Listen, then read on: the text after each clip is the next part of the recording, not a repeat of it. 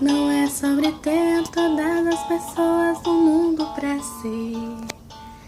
É sobre saber que em algum lugar alguém zela por ti.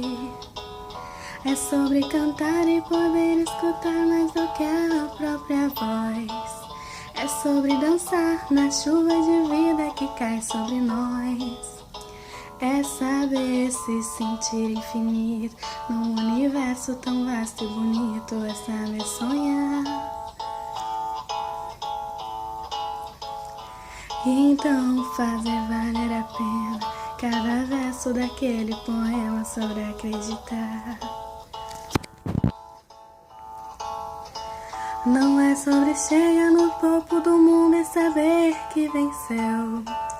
É sobre escalar e sentir que o caminho te fortaleceu. É sobre ser abrir e assim ter amigos contigo em todas as situações. A gente não pode ter tudo. Qual seria a graça do mundo se fosse assim? Por isso eu prefiro sorrisos e os presentes que a vida trouxe pra perto de mim.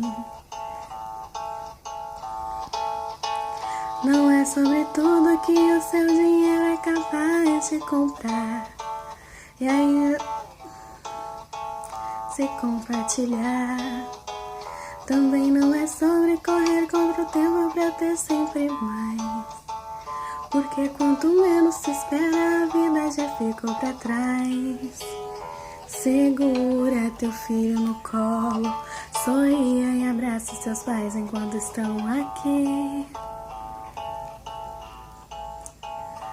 Que a vida tem bala, parceiro, e a gente é só passageiro prestes a partir.